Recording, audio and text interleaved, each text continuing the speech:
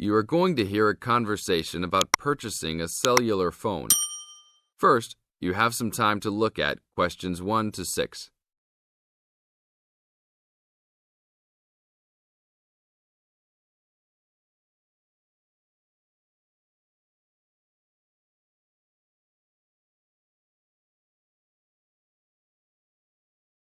Before we start the test, look at the example of your question booklet and listen to the tape. Excuse me, can you give me some information about purchasing a cellular phone? Of course, my pleasure. We carry all sorts of phones, from the most basic phones to very sophisticated web-enabled phones. I will do my best to help you find a phone that suits your needs. In the tape, the man says he will purchase a cellular phone. Therefore, A is the correct answer. Now we will play the whole recording. Now listen to the tape and answer questions 1 to 6. Excuse me, can you give me some information about purchasing a cellular phone? Of course, my pleasure. We carry all sorts of phones, from the most basic phones to very sophisticated web-enabled phones. I will do my best to help you find a phone that suits your needs. Thanks. I'm looking for 2 cellular phones, one for me and one for my son. I think I won't need anything too sophisticated, just your basic phone functions. But maybe my son will like something with more functions. Sure, well, let's take a look. So you have no preferences at all? What about the size or colour? How about the brand? Well, I don't really care what brand the cell phone is, but I guess I don't want anything that's too big or too small. I want a phone that can fit nicely in my hand and in my pocket. If it's too big, it might be too heavy, and if it's too small, I might lose it. Colour, I don't really care about either. Well, I don't want a pink phone. Ah, OK. So let's look for something suitable for a working person. How about this one? This one is the R55. It is black, not too big, not too small, all the usual functions. The best feature of the R55 is that it can be used worldwide, even in Europe or Asia. It looks good. How much does it cost? It is only $100.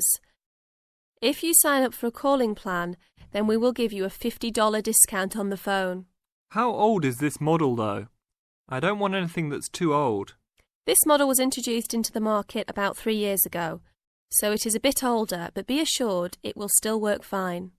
Well, I think I still want something not as old. How about from last year? Any good phones from around that time? Yes, there are some. How about this one? It's the new model of the phone you just looked at, called the W55. Most of the features are the same. There are some new features on the W55 though. The battery will last up to 2 days longer, and the overall weight of the phone is lighter. How much is this one? This is selling for $150. If you purchase it along with a phone plan, then it will be only $100. OK, I think I'll take this one. Now, I need to pick up a phone for my son. I think he'll want something more trendy, so how about a new model for him? Nothing too extravagant or expensive, though. This right here is the newest offering from the leading company in the cellular phone business. The phone is called the Rocket. It is well suited for teenage users. Among the teen-friendly features are 10 songs to choose from, a free messaging system that allows friends to send text to each other, and voice recognition dialing. The thing most younger users like about the Rocket is that it has a screen that changes colours. All this for only $100 with a purchase of a 1-year phone plan. Sounds like something my son will like. Can I sign us both up at once? Yes, of course. Both of you can share one plan. You will pay only $50 a month for both of you to share a plan. That's it? Only $50 a month? Yes, that's all. Now look at questions 7 to 10.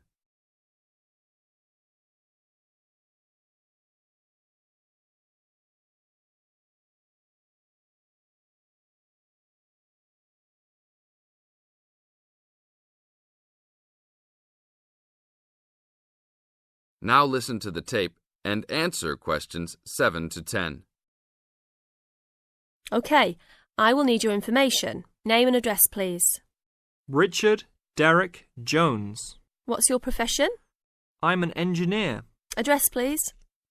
322 First Street, San Francisco, California. And phone number, please.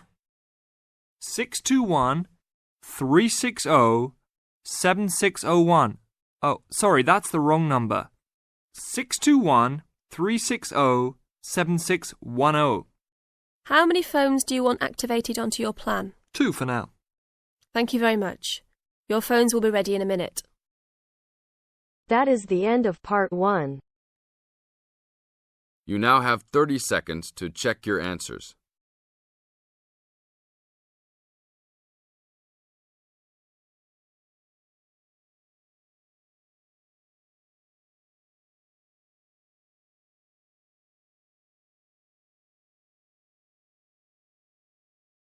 Now turns to part 2.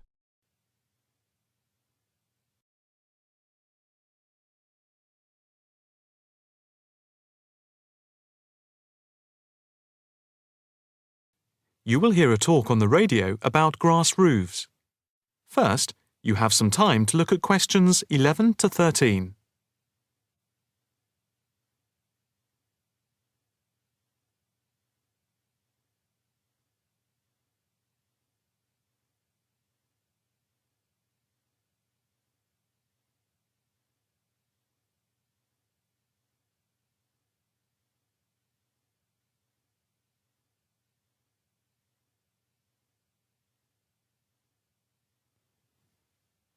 Now listen carefully and answer questions 11 to 13. And now it's straight into the Eco Hotspot for today's programme. We are in fact going to look at an intriguing trend in recent years in the world of eco-friendly developments. There has been a constant stream of new green products coming onto the market for the environmentally conscious. A new departure, which I feel needs greater attention drawn to it, is the increasing interest in grass roofs. Environmentalists sing the praises of grass roofs as interest in sustainable ecological building has led to the greening of the rooftops of residential and commercial buildings around the world. And what does this type of roof consist of? Instead of tiles, which allow water to run off and create flash flooding, the roof has a waterproof underlay, which is laid over the roof deck. This waterproof layer is then covered with layers for insulation and drainage.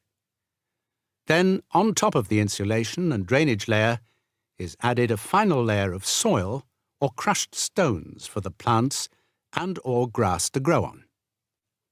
The roof can be planted with wildflowers to add colour and life to your rooftop. Before you hear the rest of the talk, you have some time to look at questions 14 to 20.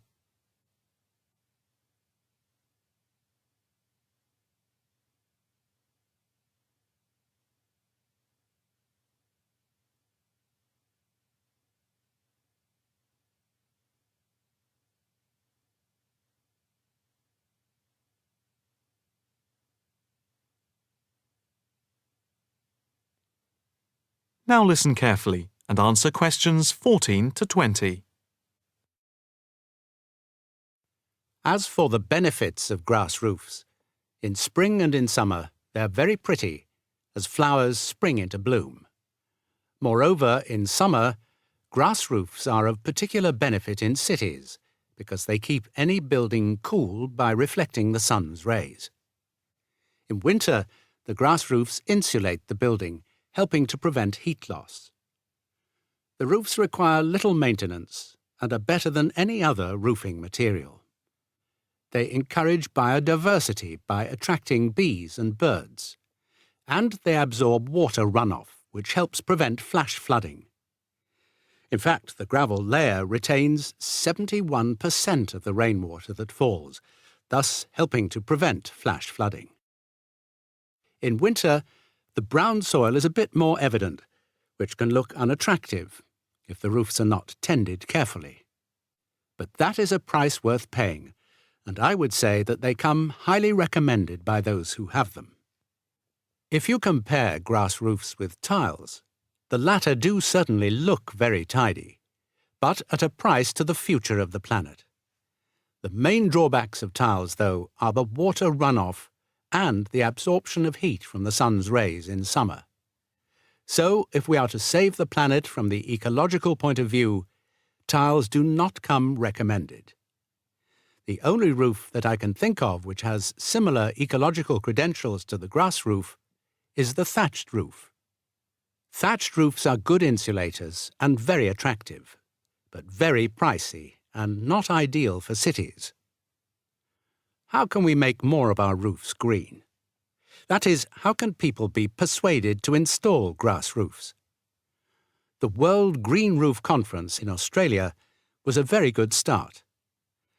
At a grassroots level, the best way to raise the profile of grass roofs is to make them trendy by highlighting them in fashionable magazines, so that people begin to feel that they cannot do without them. But the idea I like best is holding competitions for the best designed grass roofs. Next week, Eco Hotspot is going to look at... That is the end of part 2. You now have half a minute to check your answers.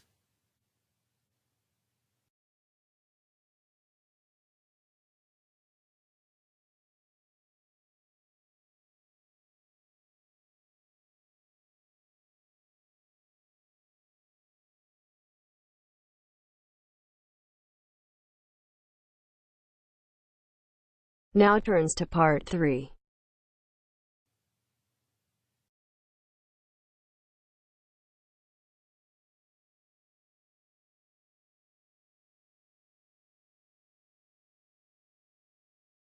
You will hear a female and a male student talking about the mock exams that they have just taken. First, you have some time to look at questions 21 to 25.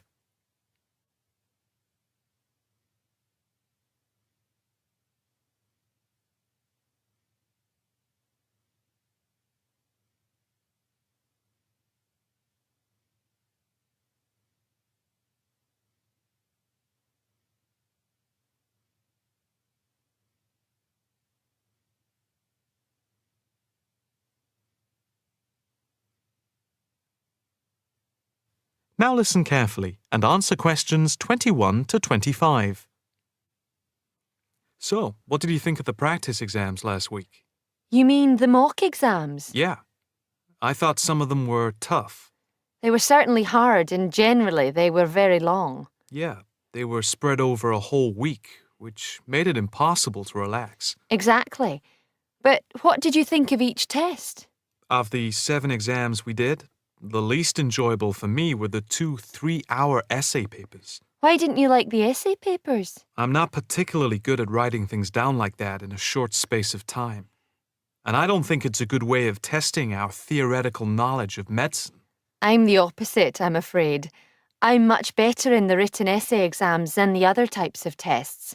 But what about the 2 multiple choice exam papers in basic science and anatomy? They weren't too bad. If you didn't know the answer, all you had to do was guess. That's okay, but I never feel comfortable with guessing. And you know that there is research that shows that women are disadvantaged when doing multiple choice questions compared to men. You've mentioned this before, but I'm not sure I believe it. It's true. Multiple choice questions benefit men more than women. They are a male construct. If you say so. It's not if I say so. Anyway, you have to be careful with multiple choice questions because of the negative marking. That can really bring the score down if you keep guessing and get all of the guesses wrong. It's double negative. Yeah, that is a danger. What about the role play? Did you like that? Yeah, with the actors and actresses as simulated patients. Yeah, I thought that was by far the best part of the exam. Why was that?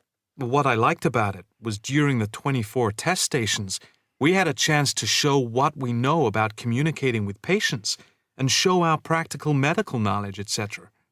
Yes, I think I agree with you there. I enjoyed all of the stations, but I can tell you I was tired at the end. I have done a practice exam with 12 test stations, but not 24. It was exhausting, but also exhilarating. I agree completely. It lasted nearly 4 hours in total with the break.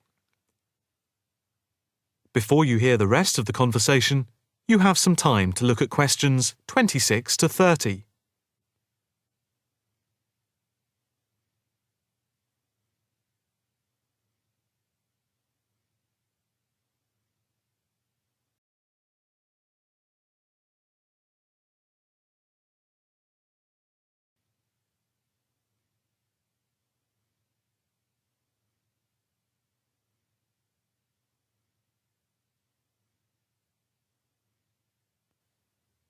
Now listen carefully and answer questions 26 to 30. What did you think of the other two exams? The two problem-solving tests? I didn't think I was going to handle them very well. But in the end, I think they went better than I thought they would. What I liked most was the test where we had to work in groups of 4, and to solve a problem, we had to prioritise actions. That was very interesting. I'm not sure I did very well in that, though.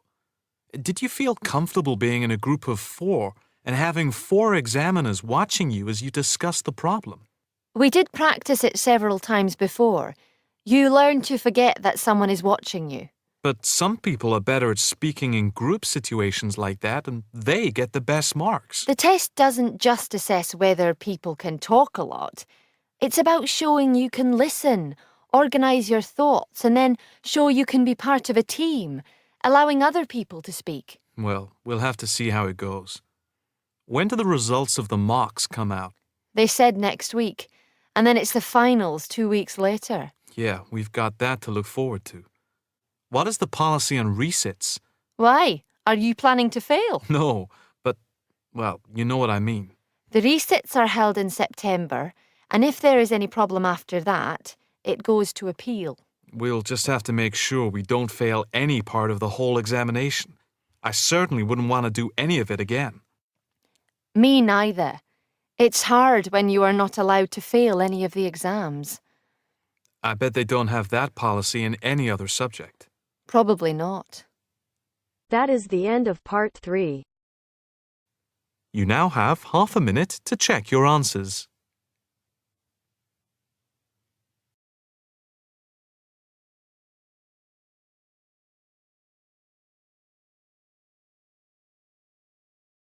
Now turns to part 4.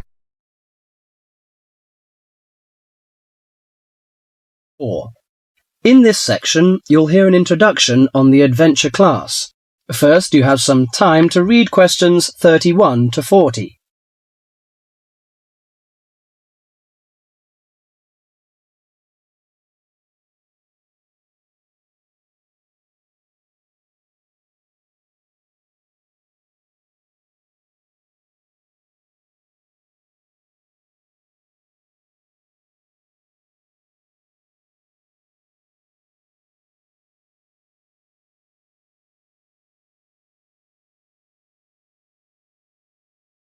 Now listen to the conversation and answer questions 31 to 40. Welcome to Adventure Class. I'm the coordinator of the class. During the course of this morning, I hope to give you a clear idea of what we offer in our class.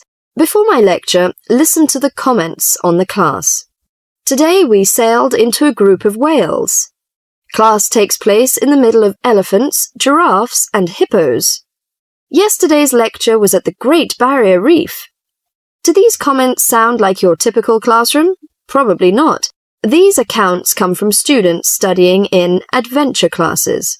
An adventure class is a unique type of program that combines textbook learning with real-life exploration. Students and teachers travel together for a program in discovery and exploration. The class is provided by the Australian University's International Program, aiming at promoting students' awareness of international communication and global environment. Here are 3 popular adventure classroom programs that are available to you, college students from the freshman to senior students.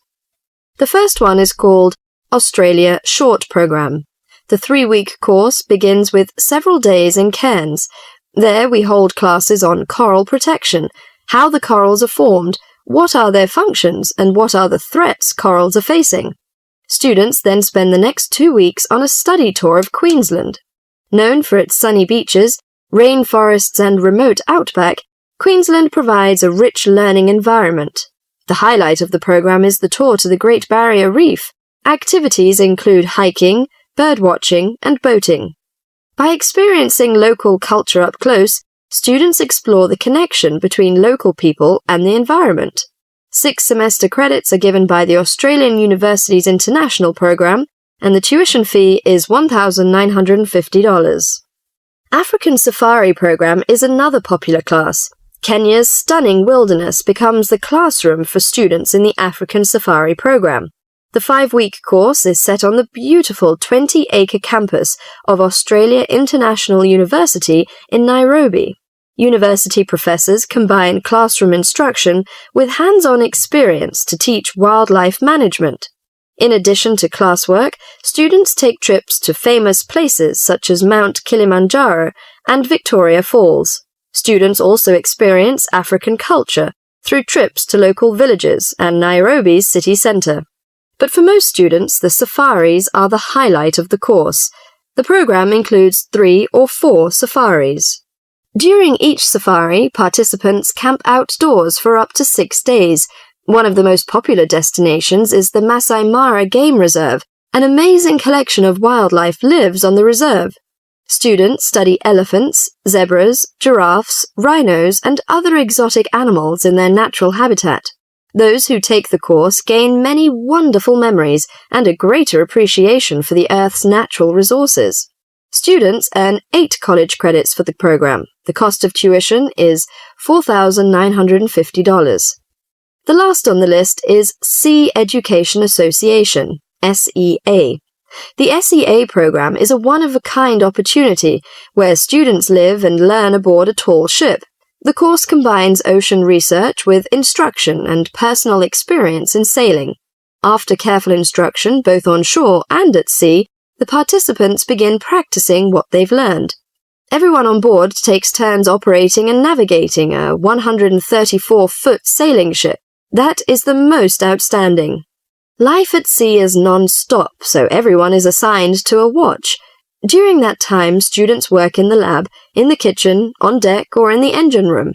Each watch group includes 8 people who rotate throughout a 24-hour schedule. They learn how to live at sea and how to work together as a team. Students can choose from 3 programs in different locations, each about 3 weeks long. College credit is awarded, and the cost is $3,600. Is an adventure classroom for you? If the idea of learning through adventure interests you, you might want to apply. It would certainly be an experience you would never forget. That is the end of part 4.